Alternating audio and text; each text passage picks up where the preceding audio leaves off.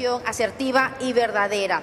Queremos recordarles nuevamente cuál es la estructura de estas conferencias. Es un esfuerzo que realmente se hace en el país, como lo decíamos, uno de los eventos de comunicación más importantes, no solamente aquí en el Ecuador, sino en la región. Pedimos a todos ustedes, por favor, ser parte de cada una de estas actividades. Les rogamos, por orden y por respeto, no levantarse cuando se están realizando los talleres. Ustedes, como lo pudieron ver, pueden compartir sus preguntas para los expositores. El coffee break no se abrirá hasta que no se finalice con estos talleres y conferencias y no se haga el llamado oficial. Pedimos, por favor, a cada uno de ustedes su colaboración. En este momento vamos a solicitar la presencia de la licenciada María Pesina, directora de comunicación de CIESPAL, y también maestrante de la Flaxo, quien moderará el ciclo de preguntas al final de la siguiente ponencia. Bienvenida. Le damos la bienvenida, por favor, a la licenciada María Pesina.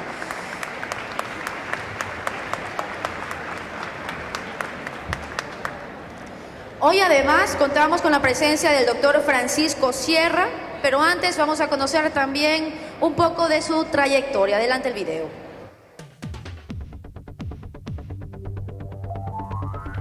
Francisco Sierra Caballero, licenciado en Periodismo por la Universidad Complutense de Madrid, posgraduado en Sociología, Ciencia y Tecnología y doctor en Ciencias de la Información por la Universidad Complutense de Madrid, experto en Sociología del Consumo e Investigación de Mercados. Ha realizado estudios de licenciatura y posgrado en Sociología y Ciencias de la Educación, siendo además diplomado en Programación e Informática. Ha publicado, entre otros libros, Comunicación e Insurgencia, La información y la propaganda en la Guerra de Chiapas, Elementos de teoría de la información, Comunicación, educación y desarrollo, Los profesionales del silencio, La información y la guerra en la doctrina de Estados Unidos.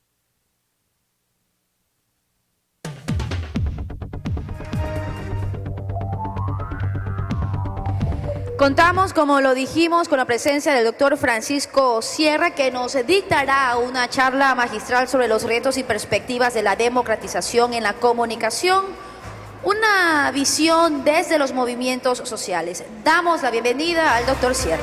Bienvenido.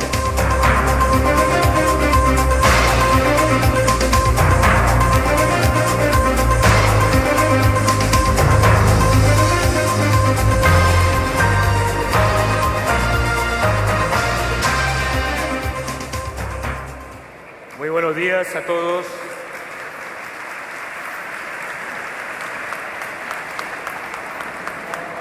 Es un placer volver a estar en esta linda ciudad y compartir algunas consideraciones.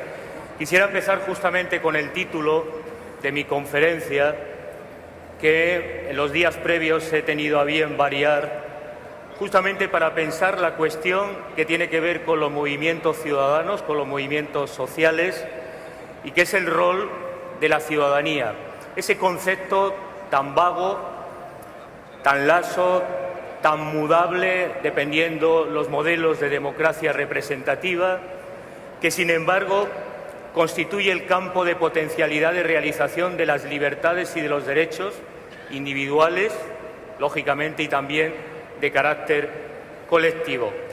Yo quisiera señalar justamente este ámbito porque después de más de un año del marco de la Ley Orgánica de Comunicación en el país, el reto ahora es pensar qué papel van a tener en la sociedad civil las organizaciones y medios comunitarios, de qué manera se puede construir ciudadanía, porque en efecto ninguna ley ni regulación sobre el derecho a la comunicación puede garantizar aspectos como la diversidad, la participación ciudadana, los procesos de innovación y creatividad cultural, la generación de nuevos formatos. Estos son retos que hay que repensar desde el campo de lo social, desde el ámbito, con una visión lógicamente política, crítica, desde el ámbito de construcción de la ciudadanía.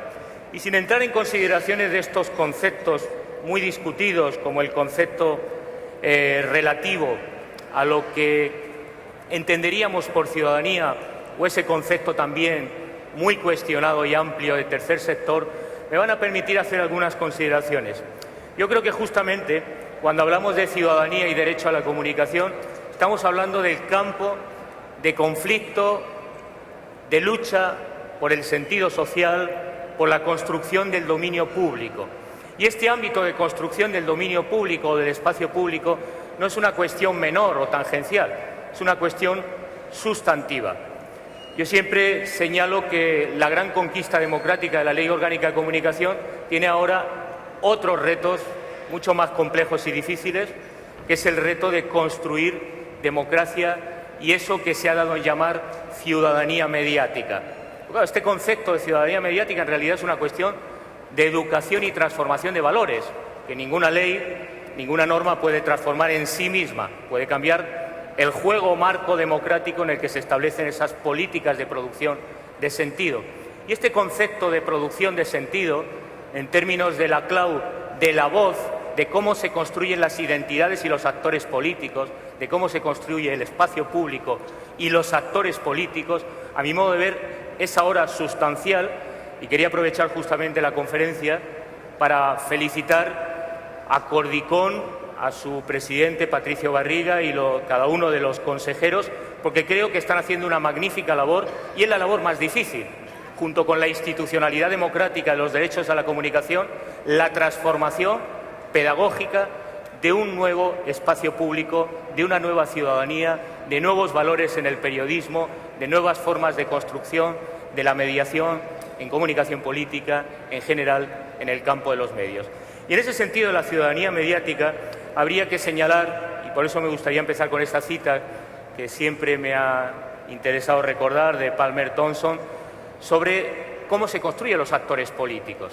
Uno pensaría en ciudadanía como algo transhistórico y en los derechos como algo transhistórico, como algo invariable en el tiempo, y las libertades de información, la libertad de expresión o el derecho a la comunicación como algo ajeno a la historia y a las luchas de los actores históricos.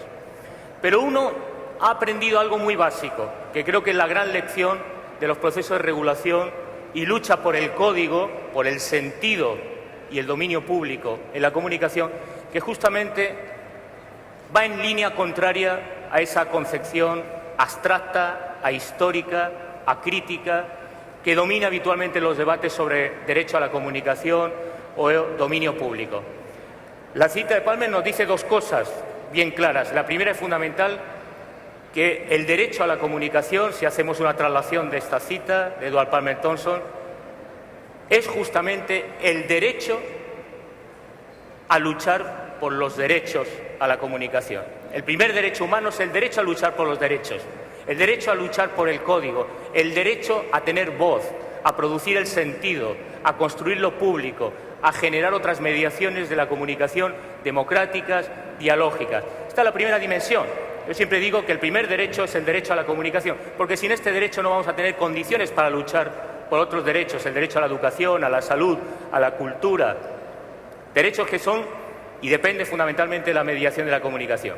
Y por tanto lo que nos está diciendo es que los derechos dependen de la lucha y en segundo lugar que no hay derechos sin antagonismo, sin conflicto.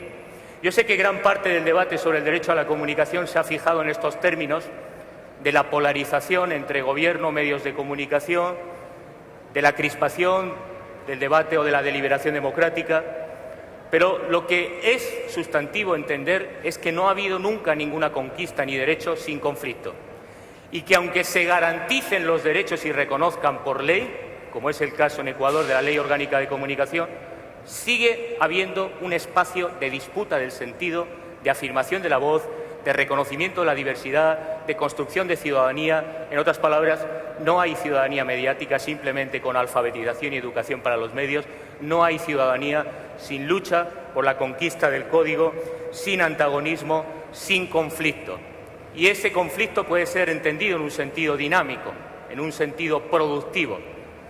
Señalo esto porque al hablar de medios comunitarios pareciera que los medios son depositarios de formas de participación, que los medios comunitarios pueden garantizar la ciudadanía mediática, que los medios comunitarios pueden construir un espacio público, liso, transparente, sin conflictos.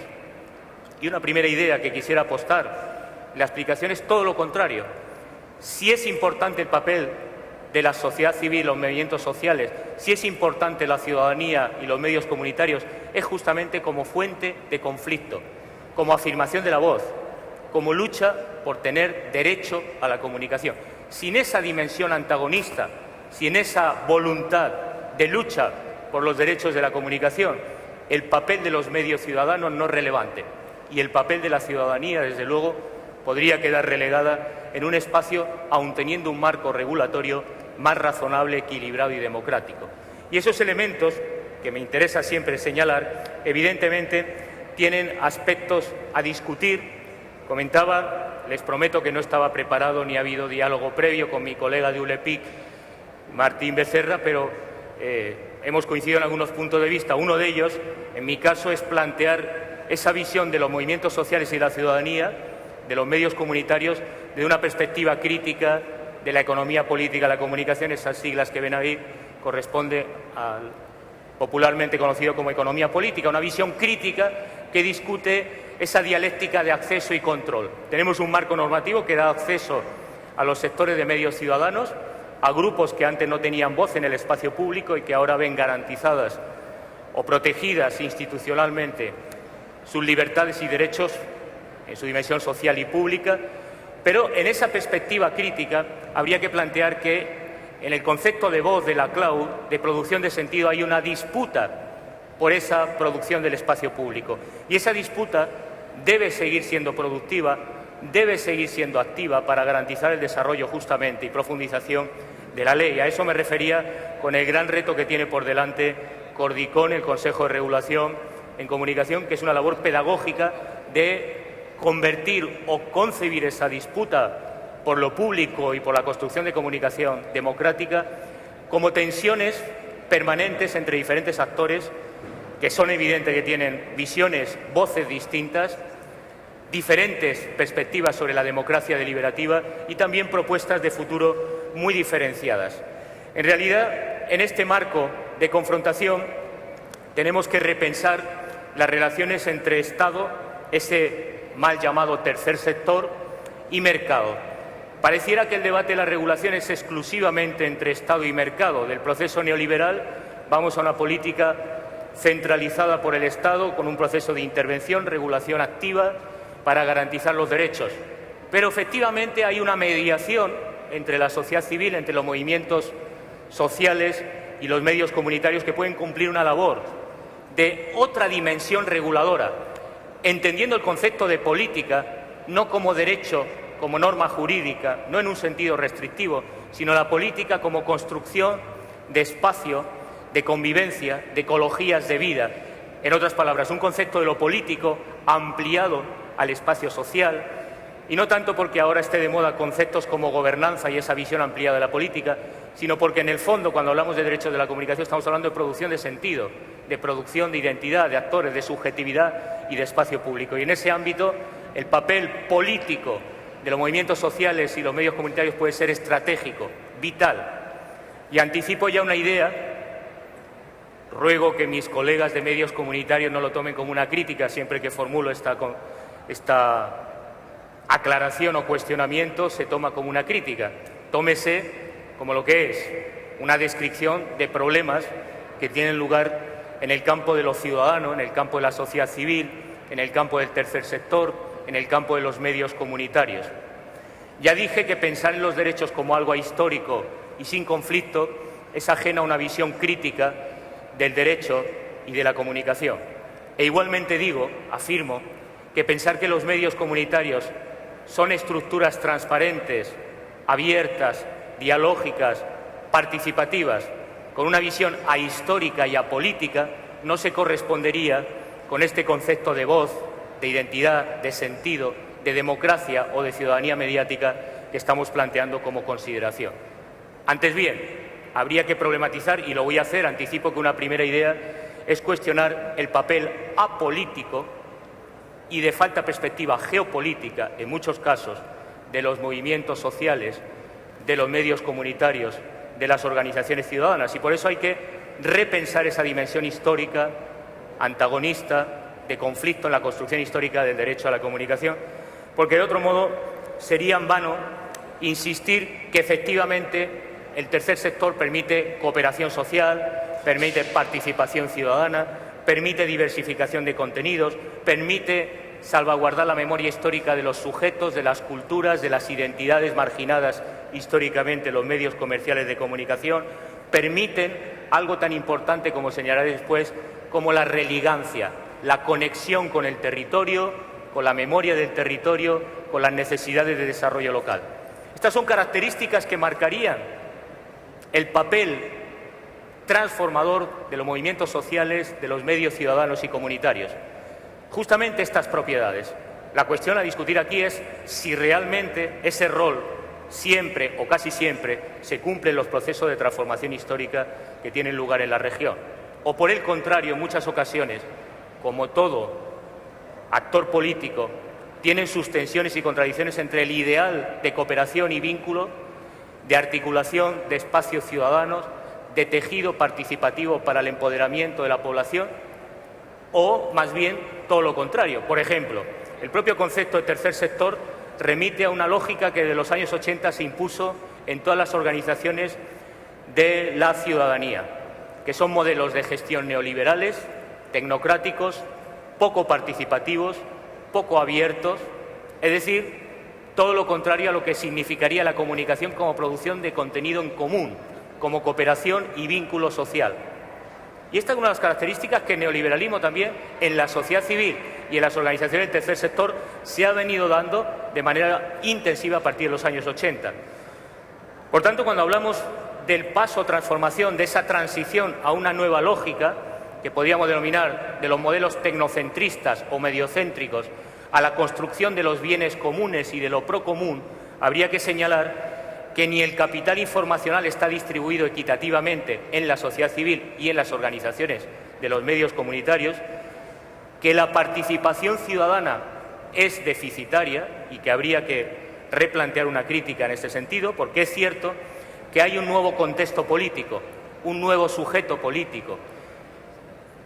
Hablaba mi colega de ecosistemas complejos. El usuario de las redes sociales ha tomado la palabra y reivindica el derecho a participar.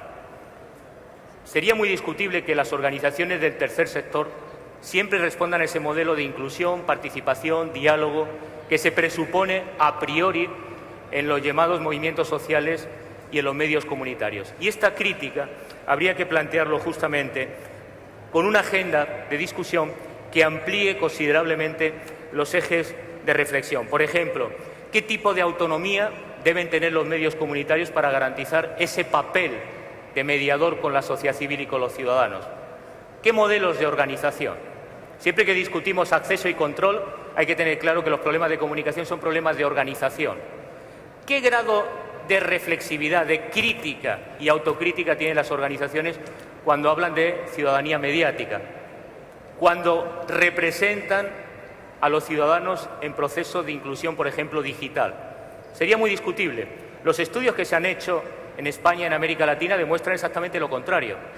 Bajo nivel de participación, dominio de modelos jerárquicos, culturas tecnocráticas, bajo nivel de participación en las organizaciones sociales.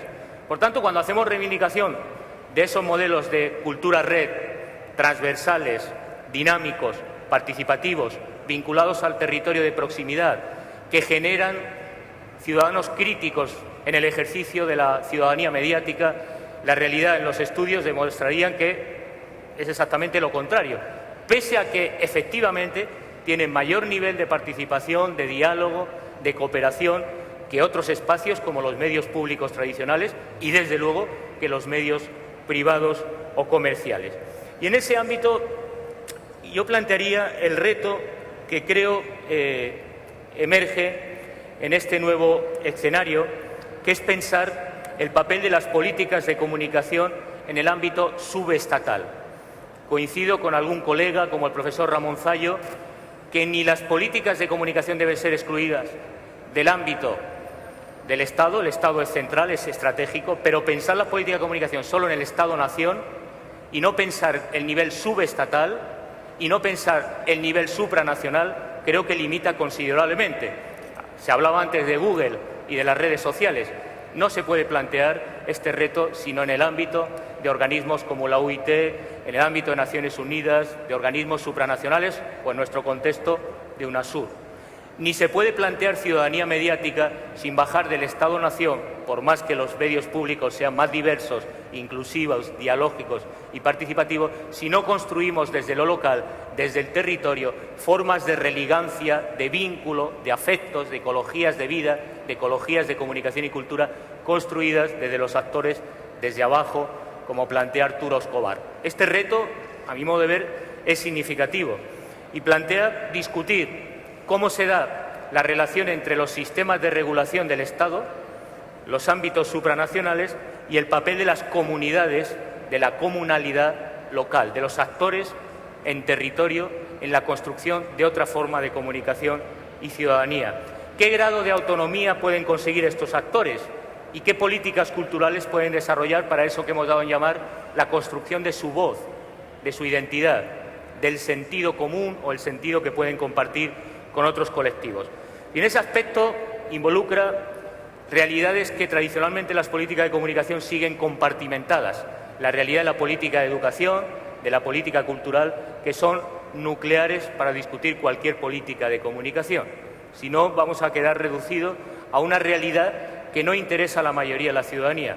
Y me refiero a la realidad periodística. La mayoría de la ciudadanía está hablando de identidad, de consumo, de cultura, de su voz. Por tanto, una dimensión que tiene connotaciones en términos de política industrial y tecnológica, pero sobre todo de política cultural y de política educativa, que deberíamos repensar en este horizonte y qué papel pueden tener estos actores locales o medios ciudadanos. Recientemente teníamos un encuentro en Ciespal para crear por vez primera la red de facultades de comunicación en Ecuador.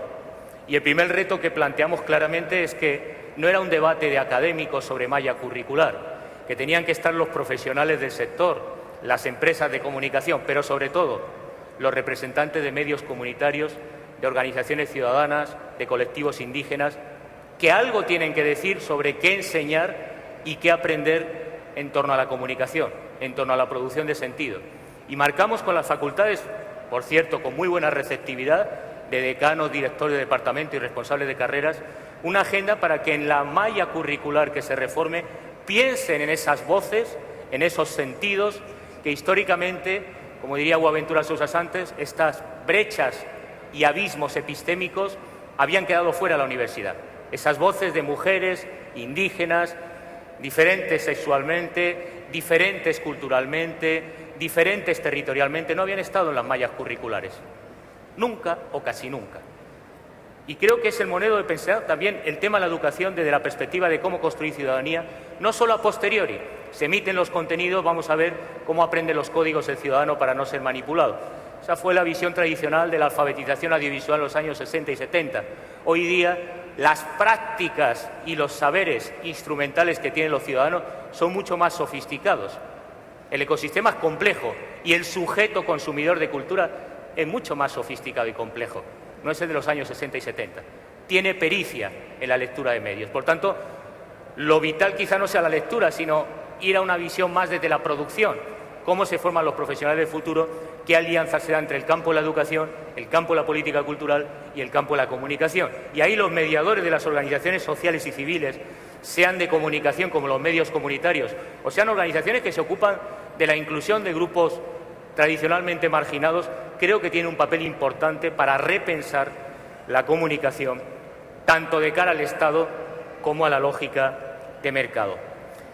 Esa dimensión también involucra, si hablamos de desarrollo local y de políticas de comunicación, el papel histórico que pueden desempeñar los proyectos vinculados al desarrollo del territorio. De manera muy significativa, yo creo que ahí tenemos aspectos que podrían contribuir desde la creación de observatorios locales sobre las industrias culturales y la comunicación al desarrollo de los llamados centros de medios, que tiene una tradición productiva en América Latina, pero que, como dije al principio, no están muy articuladas con otros agentes institucionales. Cuando hablamos de gobernanza y política pública, hablamos de políticas multinivel, de complejidad, de redes críticas, de espacio de deliberación ciudadana, social, pero en la propia praxis de las organizaciones y movimientos sociales, el nivel de interconectividad, por ejemplo, vinculando su acción de inclusión social con aspectos de política educativa y política cultural, no son habituales en su práctica cotidiana. Y creo que este es un reto de futuro, por ejemplo, creando esos centros de medios vinculados al desarrollo y producción de conocimientos locales, de saberes locales y de ecologías locales de comunicación. Aquí en América Latina hay una larga trayectoria e historia de comunicación popular o alternativa en su momento. Países como Colombia tienen una rica y variadísima experiencia de comunicación intercultural, de comunicación para la protección del medio ambiente, de comunicación para el diálogo, de comunicación para la paz, innovadora, referencia a nivel mundial, con metodologías y conceptos de vanguardia transformador, del que debemos empezar a aprender en la academia, en las facultades de comunicación, en la profesión. De algún modo, como señalaré después, la crisis que está viviendo la profesión periodística no es una crisis solo de la gratuidad. Lamento por los colegas periodistas. Yo siempre digo a mis colegas periodistas que no es una crisis de la gratuidad de Internet, que es una crisis de modelo, que es una crisis de roles productivos, que es una crisis de la mediación. Por eso destacábamos las organizaciones y movimientos sociales como mediadores de otro diálogo, de otra comunicación, en un sentido freiriano, más dialógica, no autocentrada, no excluyente, no jerarquizada. Y esta transformación de modelo implica que, por ejemplo, los periodistas deberían aprender de algo que niegan o cuestionan, que es el periodismo ciudadano o periodismo cívico en Estados Unidos, o periodismo comunitario, como se denominaba en los 70 en Latinoamérica. Otro modo de producir, de pensar la agenda informativa, las técnicas y métodos de producción de información, la generación de procesos de transformación y diálogo con la ciudadanía en territorio local. Evidentemente es otro modelo de producción, pero cuando están cuestionando a los medios y a los periodistas su rol, lo está haciendo la ciudadanía de esta voluntad de afirmar su voz, participar en la agenda, construir otro modo de relato de la actualidad. Y cuando muchos de los periodistas ven el periodismo ciudadano como sustitución de su rol o de la división social del trabajo, de su experticia como asalariados contratados a las empresas, no han entendido nada. Volvemos al tema. No es una transformación o transición exclusivamente tecnológica, no es una revolución digital, es una revolución cultural. Y, por tanto, todo proceso de transformación, en términos de ciudadanía, de la profesión periodística, debe ser formulado en términos de cambio de valores, de conceptos y, lógicamente, de actitudes y modos de trabajo en la industria cultural. Pongo el ejemplo del periodismo ciudadano, pero podríamos señalar algunos otros, ¿no? Si se crece en demanda de profesionales como community manager, en América Latina hay una larga tradición de comunicación y desarrollo, de mediadores para la transformación social vinculado al territorio, que habría que recuperar en los currículos educativos y, por supuesto, en la agenda de los medios de comunicación. Pensar la construcción de los contenidos de otras formas y metodologías que obedece a un principio básico freiriano, que es la escucha activa. Lo más difícil en esta vida es aprender. Somos sistemas complejos. El ser humano y la cultura es un sistema de redes y conexiones neuronales, culturales, de hibridaciones, mestizajes, transformaciones múltiples, que nos hacen muy complejo, como especie, como cultura, como ecosistema cultural. Lo más difícil de la vida es aprender. Lo más difícil de la vida es aprender que el derecho es de todos y de otros. Y, por tanto, lo más difícil de la vida es ese principio freiriano de escucha activa. Pues bien, este concepto de escucha activa que se supone a los movimientos sociales y medios comunitarios, ese es el que puede servir para transformar las actitudes y valores en los procesos democráticos de profundización que vivimos en la región. Entre otras cosas, porque ha cambiado de manera significativa el contexto. Ha cambiado en términos, diríamos, radicales. Hemos pasado de modelos representacionales en política, en educación, en comunicación, a modelos en que afirma la dimensión expresiva. Y esa dimensión expresiva, que tiene que ver con el sentido, con la experiencia vital, con el sujeto, es muy significativa. Es curioso que en la Facultad de Comunicación las cuestiones relativas a emoción, a subjetividad, normalmente las dejamos fuera. Claro, son las más complejas. Son las más complejas y son las que cuestionan que el Estatuto de la Comunicación sea ciencia, pero son también las más interesantes, ¿no?, para construir experiencia en comunicación.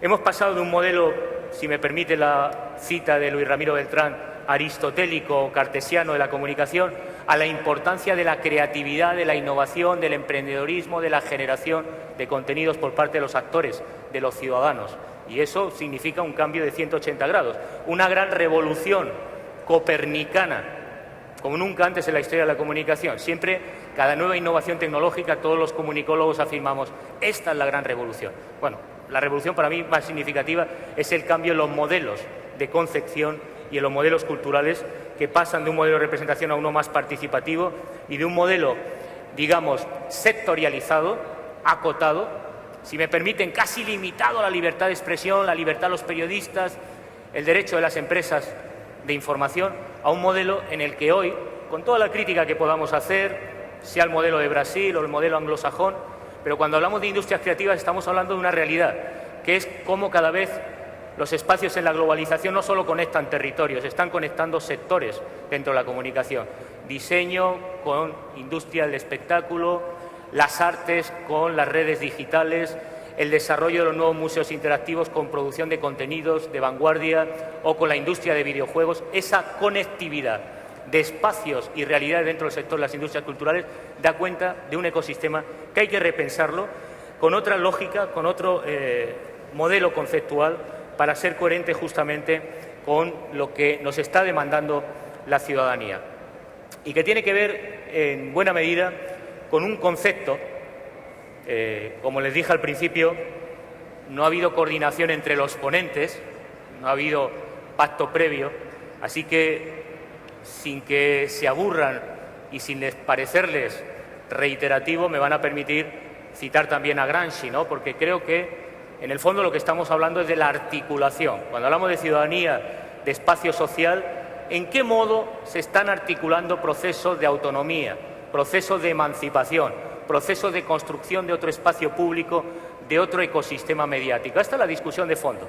Y, por tanto, de manera muy clara, creo que lo que nos estamos jugando de manera radical es justamente cómo se construye articulación en un contexto de crisis de confianza, de crisis de gobernabilidad, de transformación del sistema político, de intensificación de la globalización y de proliferación también de espacios autónomos ciudadanos.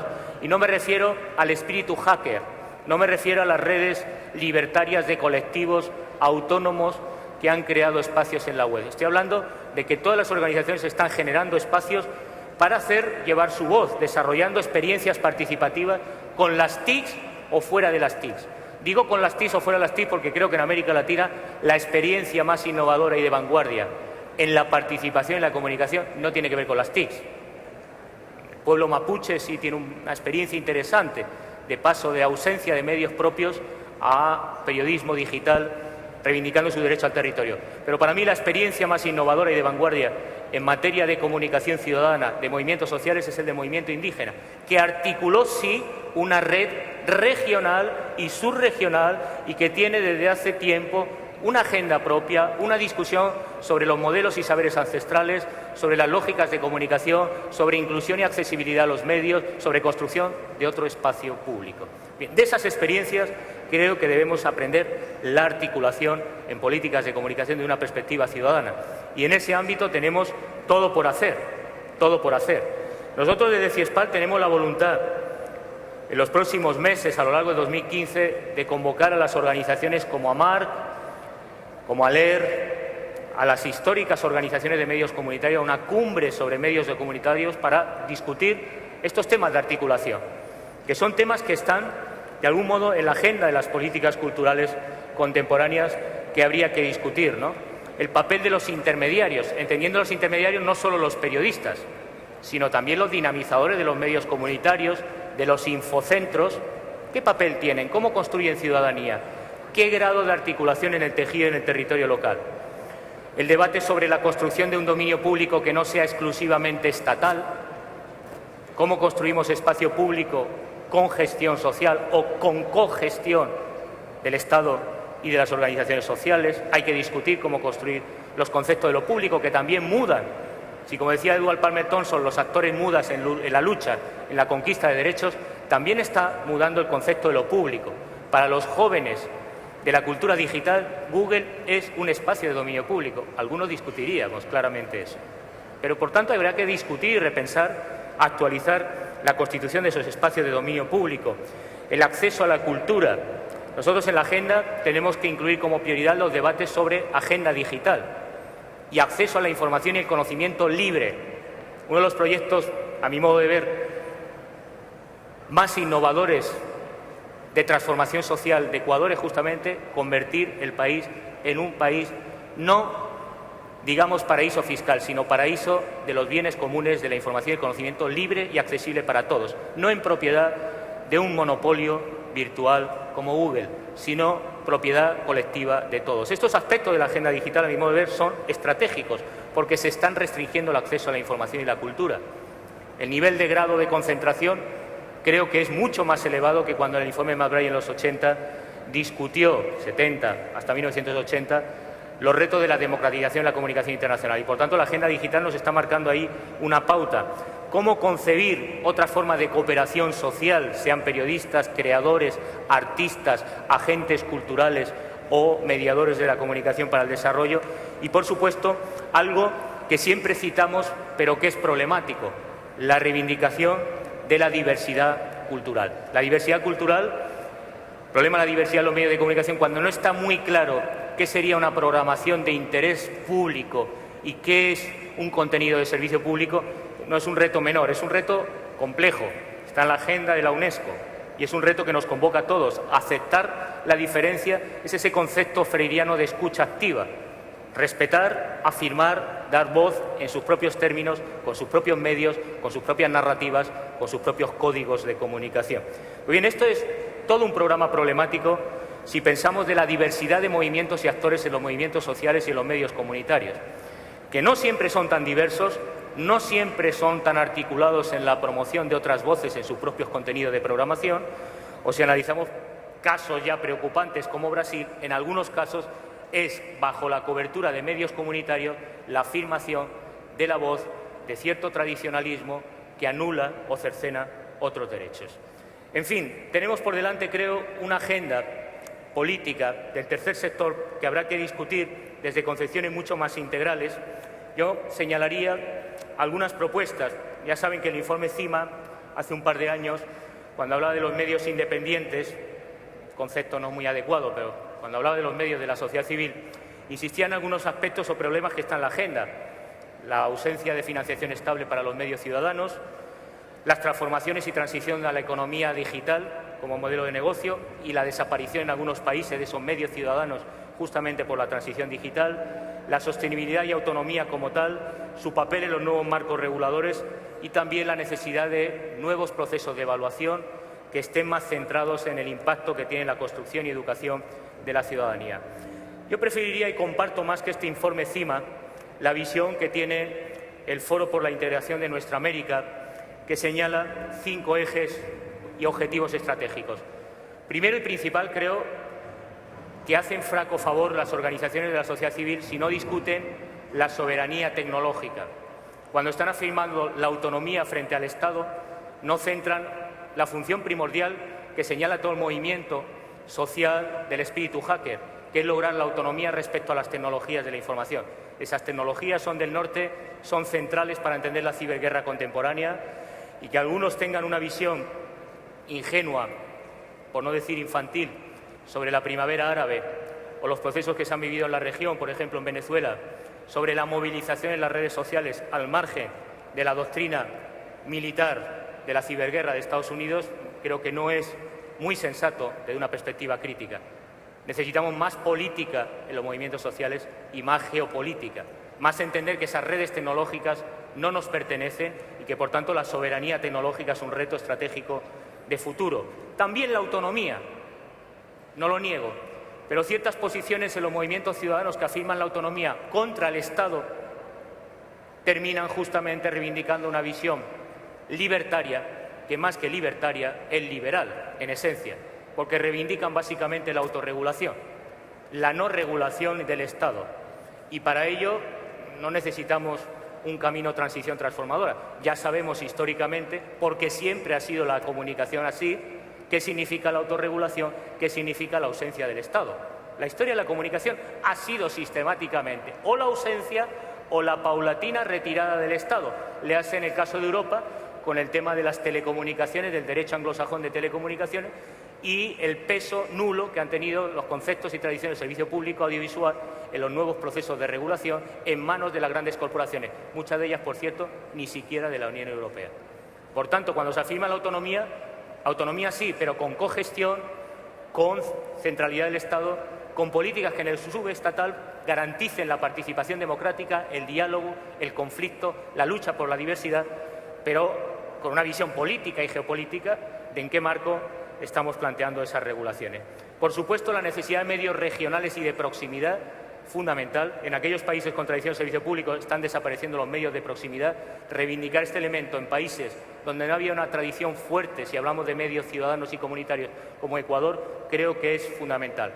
En otros países como Colombia, que ahora están debatiendo un anteproyecto o idea de ley, quizá mi colega Guillermo Mastini puede comentar algo al respecto, ahí tenemos una diferencia. Desde la base local, desde los medios comunitarios, desde las experiencias locales, hay una fuerte tradición de articulación social que no ha sido acompañada por el Estado y los procesos de regulación.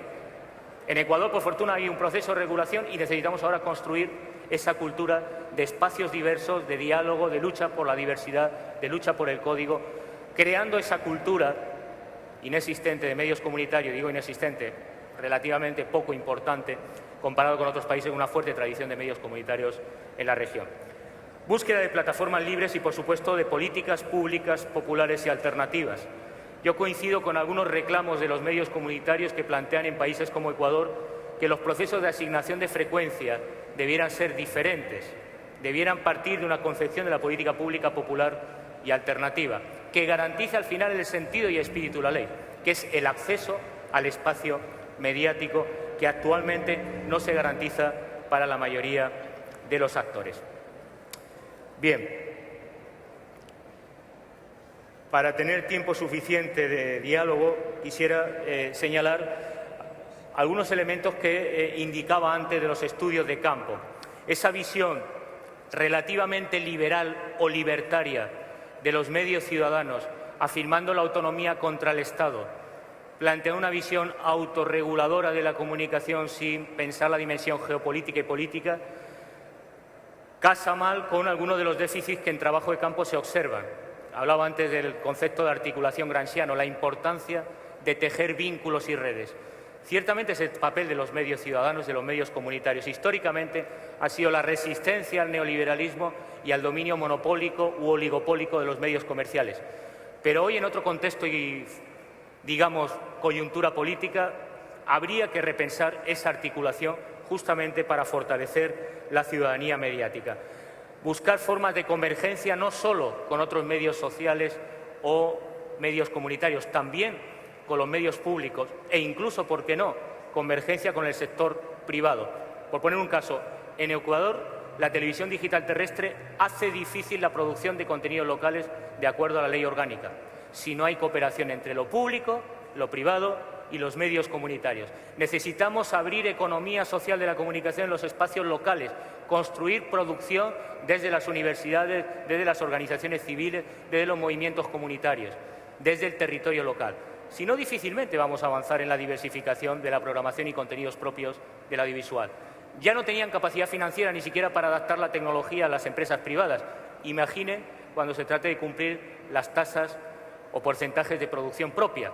Más complejo todavía. La convergencia, la cooperación, la articulación creo que es importante y también el diálogo y compromiso con la ciudadanía. Y a esto me refería con la gran labor, la excelente labor de Cordicón. Creo que es la más difícil labor. No desarrollar reglamentariamente la ley orgánica, sino cambiar los valores, hacer pedagogía democrática de la ley, hacer llegar la voz a los sin voz, a los ciudadanos, para que sean conscientes de cómo construir comunicación sin esperar el paternalismo del Estado en la cesión de frecuencias o directamente en la financiación de programas de educación, de cultura, de alfabetización mediática.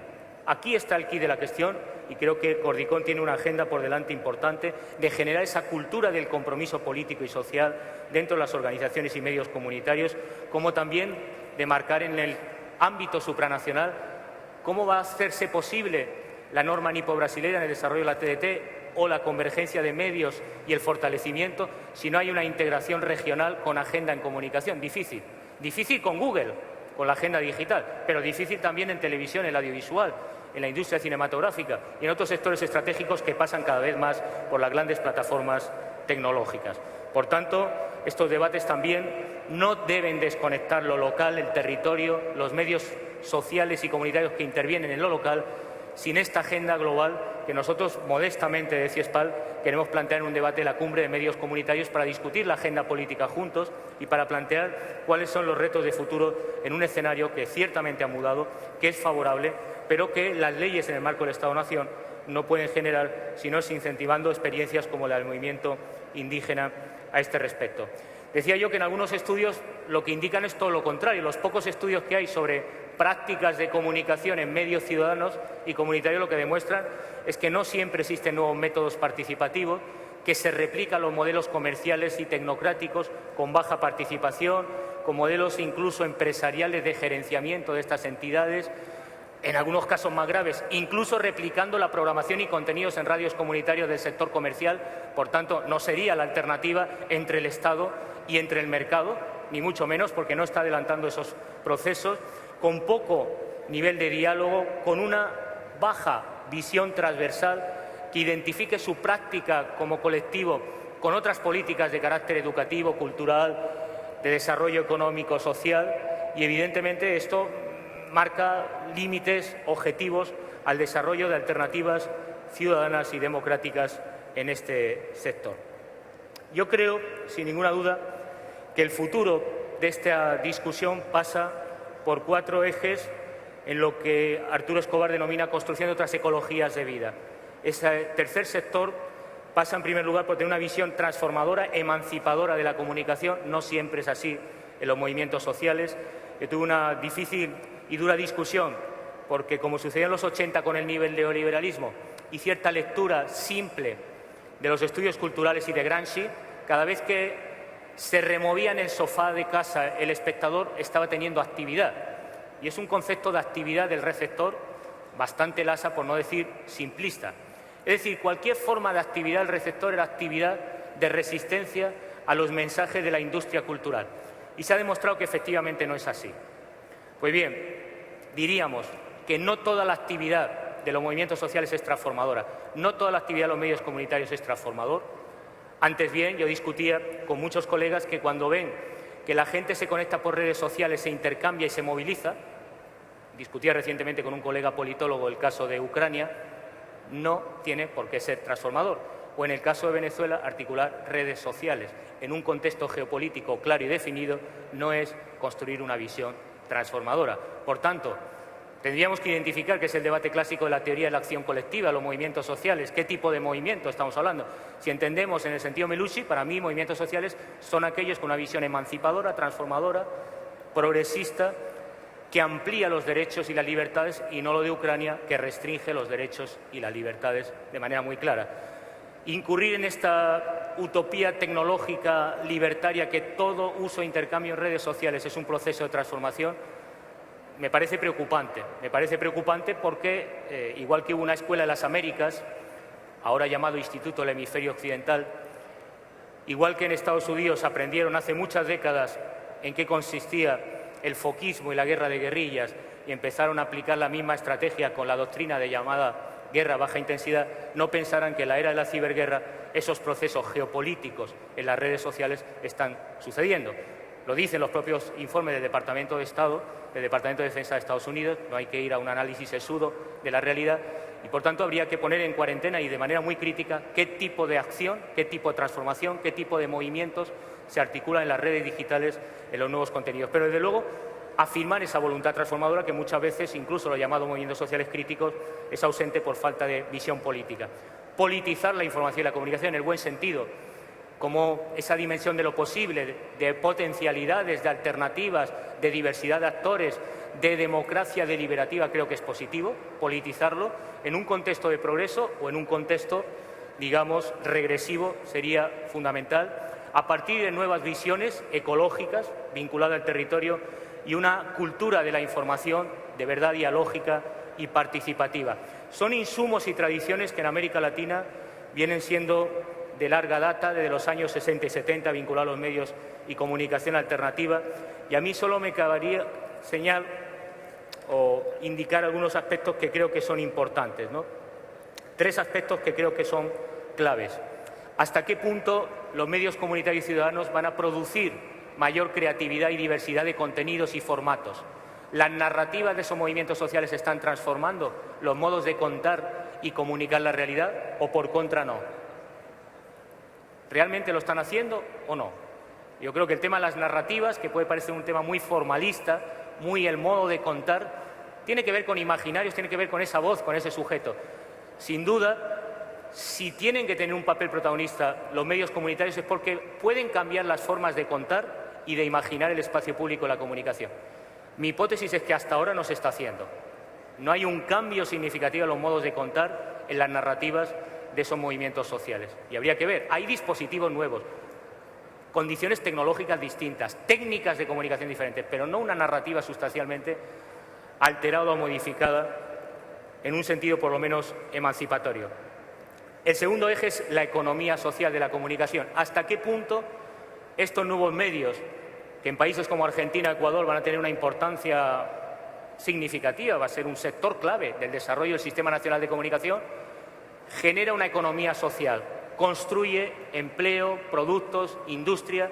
Parecía una visión muy economicista, pero sin esta discusión, la sostenibilidad que está en la agenda histórica de estos medios no queda garantizada. Si no hay economía social de la comunicación, si no hay formas de autogestión, hay experiencias muy interesantes de autogestión de los medios comunitarios. ¿Todos los medios comunitarios están desarrollando formas de autogestión o son como el discurso liberal, piden recursos del Estado para luego pedir autonomía y ninguna fiscalización? Yo conozco experiencias interesantes como la de Brasil con los puntos de cultura que podría ir encaminada en esa dirección para generar cultura digital y desarrollo en esa materia, es decir, economía social de la comunicación. Sin este debate económico-político, ni derecho de acceso, ni control democrático, ni participación ciudadana, ni autonomía, ni ciudadanía mediática. Y, por tanto, desde una perspectiva crítica de economía política, la centralidad de la economía no es discutible. Para mí es vital para garantizar esos otros derechos políticos, sociales, culturales, de la voz y sentido de esos actores. Y, por último, en tercer lugar, el tema del territorio. Es uno de los elementos que más me interesó del proceso que está desarrollando ahora Colombia, ¿no? Construir desde lo local, en esa línea de Arturo Escobar, religancia, medios de proximidad, construcción territorial. Una necesidad histórica por la globalización. El desanclaje, pérdida de vínculos en el territorio inmediato hace necesario el papel de estos actores políticos para crear redes de resistencia, redes críticas en una política pública que se construya desde abajo. Y, por tanto, la cuestión del territorio no es banal, no es nada secundario. Tiene que ver también con la diversificación del propio sistema comunicativo. Si tenemos el modelo de Chile, que todo es Santiago de Chile y el resto de la República no existe, difícilmente estamos hablando de diversidad cultural.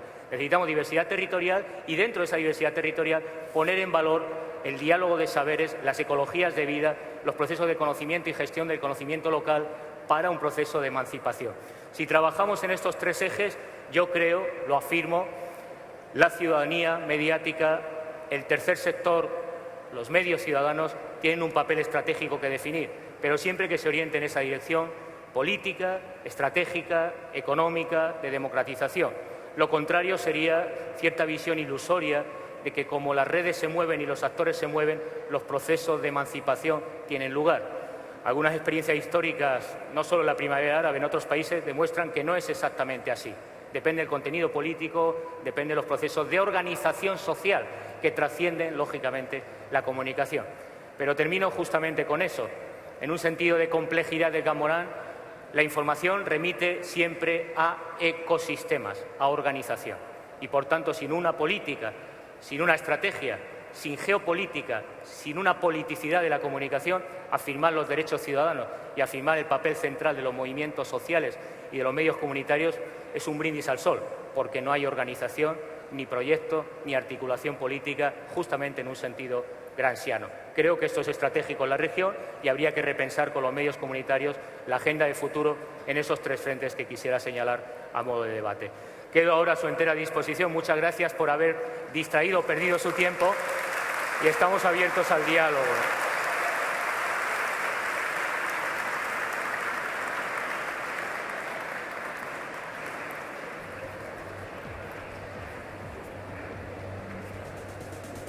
se llevaron las preguntas.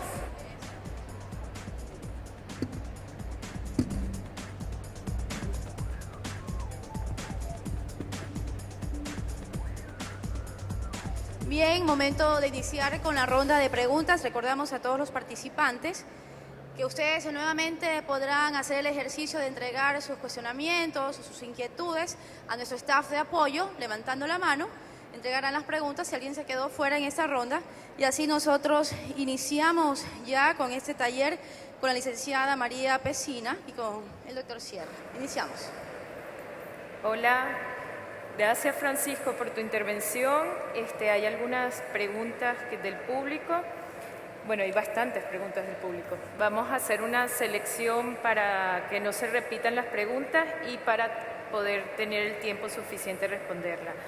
Si alguien tiene una pregunta, por favor levanta la mano y viene un compañero a recoger la pregunta en el papel.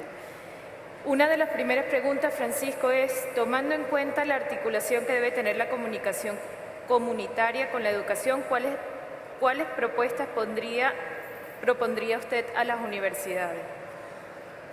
Bueno, me agrada que hagan esa formulación, porque estamos en ese debate. Después de la CUPRE, nosotros nos reunimos con decanos y directores de departamentos, justamente en la zona de la costa, para hablar del cambio en la malla curricular.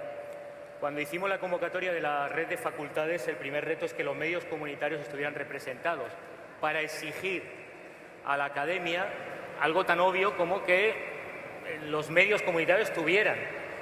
Por tres razones. La primera es que muchos de los egresados de facultades terminan trabajando en medios comunitarios.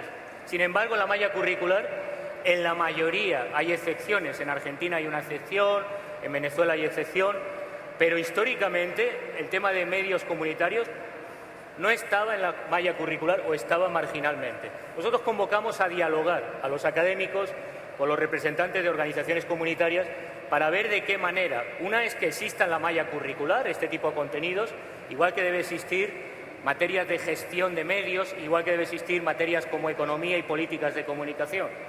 La segunda, y que creo que es muy importante, y este es un caso específico de Ecuador, creo que el país tiene una de las políticas educativas más avanzadas en la región y que obliga hoy por hoy a las universidades a no desvincular la investigación básica de la intervención social, de la extensión. Y muchos de los académicos, pues hasta la fecha, estaban haciendo sus estudios de manera individual, no en equipos de trabajo, desvinculados del territorio, sin ningún nexo, y la transferencia de conocimiento era nula, salvo los papers correspondientes y artículos. Bien, ahora hay obligatoriedad de las universidades de hacer extensión, y ahí las organizaciones comunitarias tienen proyectos de trabajo con mujeres, con colectivos indígenas, proyectos de desarrollo local, de inclusión digital. Y ahí se puede hacer investigación básica y aplicada, vinculado a las organizaciones sociales, también dando la posibilidad, que sería un reto en los modelos de conceptualización de la universidad, de dar también la posibilidad de que ellos también se constituyan en sujeto de conocimiento, es decir, que puedan generar conocimiento porque los tienen vinculado al territorio. Y en esa dinámica de investigación y extensión universitaria hay mucho trabajo por el que hacer, ¿no? Y en tercer lugar, que creo que es un elemento básico, la universidad debe tener una mayor articulación y vínculo institucional. Son pocas las universidades que, por ejemplo, desarrollan prácticas en la formación de los estudiantes con medios comunitarios o organizan seminarios, jornadas, debates conjuntamente. Bueno, todos estos elementos que son muy básicos, muy simples, hoy están en la agenda y las facultades están empezando a desarrollar. No tenían vínculo nada más que informalmente con los medios comunitarios, desvinculaban toda relación con investigación, con los movimientos sociales, con las organizaciones comunitarias, y hoy es posible, porque lo marca la Ley de Educación Superior, trabajar en esa dirección. Creo que además sería muy productivo como aprendizaje, como diálogo de saberes por parte de los académicos, por parte de la propia universidad. Muy bien, gracias. La segunda pregunta, a su opinión, ¿cuál es la influencia de los contenidos de los medios de comunicación en el desarrollo de la sociedad? Yo creo que de manera muy clara, últimamente están todos con el desarrollo de las teorías de enmarque, de enfoque, de framing. Creo que es muy evidente que en nuestras democracias mediáticas, algunos la denominan postmediática, yo creo que mediáticas más que nunca, aunque sean redes sociales, los marcos interpretativos vienen todavía fijados por los medios masivos. Antes comentaba mi colega que la cultura de masas, la identidad nacional, la construcción del Estado-nación, en el caso de América Latina es impensable sin los medios masivos. Y hoy todavía es impensable los procesos democráticos sin ese papel. Por tanto, a mi modo de ver, decisivo en los consumos culturales, en las identidades y sobre todo en los valores y actitudes. Por eso yo siempre insisto que debería estudiarse más a los jóvenes, porque en los jóvenes hay un cambio cultural interesante, positivo en algunos elementos y muy negativo en otros, pero hay que explorar de qué modo están cambiando, a través de los nuevos dispositivos y plataformas digitales, los modos de consumir, de pensar, de socializar, y no siempre en negativo. Hay modos de rearticulación, de vínculo social, de afectos que se desarrollan en Internet y que de manera insospechada generan formas comunitarias y por tanto que habría que repensar. Pero la centralidad de los medios sigue siendo tal. El debate entre medios analógicos y digitales creo que es un falso debate, muy reduccionista, porque sigue siendo dominante los medios con toda la complejidad, incluyendo evidentemente otros dispositivos y plataformas con las digitales, ¿no? Ya, muy bien. ¿De qué forma los medios privados pueden dar una auténtica participación a la ciudadanía dejando de un lado el interés comercial? Bien, yo siempre cito que la primera libertad de prensa es justamente no ser una industria. Y la cita de Marx, básicamente, lo que viene a decir es que por encima del ánimo de lucro debe prevalecer el derecho social a la comunicación, el respeto a la diversidad, la atención a las audiencias. En el nuevo marco normativo, los medios tienen por obligación que cumplir con defensoría de la audiencia, con ciertos requerimientos. Pero yo soy de la idea que solo aquellos medios que logren fidelizar, crear espacios comunitarios, lógicas de diálogo con los públicos, van a permanecer. Si no, van a desaparecer. Ya ha habido desaparición por falta de rentabilidad, pero los nuevos ecosistemas culturales, si los medios y mediadores, si los profesionales no ceden la palabra, desarrollan otros modos de producir agenda informativa y de contar la realidad, claramente van a estar fuera. Por eso insisto en la cooperación de medios privados con medios públicos, con medios comunitarios, para producción de contenidos, por necesidad económica, práctica, pero también que colaboren con organizaciones sociales porque es productivo para ellos, garantiza crear comunidad, de algún modo fidelizar a esos públicos, porque estamos en la era de la modernidad líquida con públicos muy infieles, muy móviles, que huyen y rehuyen, más aún si el medio de comunicación no les da la palabra o no se sienten identificados con los contenidos y relatos que proyectan. Por tanto, necesariamente deberían plantearse esa dinámica de periodismo participativo y otros modos de contar y hacer en las metodologías clásicas que desde el siglo XIX viene desarrollándose en el periodismo moderno, ¿no? ¿Qué opinas sobre el periodismo ciudadano y como un nuevo quinto poder de control del Estado en los medios, en su mayoría desacreditados? Bueno, yo no creo en ese concepto quinto poder, ni comparto la definición al uso de Ignacio Ramonet, pero sí creo que más que un poder es ese sentido crítico de la clau, de conflicto, de antagonismo, de diversidad, de voces. Y en ese sentido, sí, hablar de poder implicaría ya como que todos los medios comunitarios fueran iguales y fueran el contrapoder al Estado y al mercado. Mi idea no era esa, sino diversificar las voces, crear espacios de convergencia, de cooperación social, de producción de contenidos, cooperar también con el Estado y con los medios públicos y privados, pero no en el sentido de un contrapoder con un concepto de Hobbes o Leviatán de Estado que en modo alguno corresponde. Si tenemos que hablar de algún poder, es el poder del capital financiero, en toda América Latina y a nivel global. Y por tanto, ese es el único poder verdadero, muy por encima del poder mediático, porque es propietario del poder mediático. Cabe a los espacios y comunidades locales construir espacios de resistencia plurales, diversos, articulados, cooperando, no diría con una voz de los sin voz, porque son múltiples voces, ¿no? Y en ese sentido de pluralidad, de diversificación de conflictos y actores necesario para resistir a la globalización y a ese capitalismo financiero, es necesario como un espacio de creatividad, de innovación, de educación ciudadana, de ejercicio libre, autónomo de la ciudadanía. Ahora, ¿cómo abolir el capitalismo cognitivo de las agencias de noticias? ¿De las agencias? De noticias. Bueno, en este caso estamos peor que, yo hacía mención antes del informe McBride, peor que en 1980. Hoy día el dominio de las agencias, de los flujos de noticias. Estoy últimamente preocupado en las noticias sobre finanzas. Yo sé que muchos de ustedes, las páginas de economía probablemente no sean de su predilección en la lectura, pero si ustedes ven de dónde proceden las noticias sobre finanzas y ven el grado de monopolio de la información financiera internacional, quedarían muy preocupados. Si además hacen un ejercicio de diagnóstico de quiénes son los propietarios de las grandes compañías de telecomunicaciones y de comunicación a nivel global, se quedarían más preocupados aún.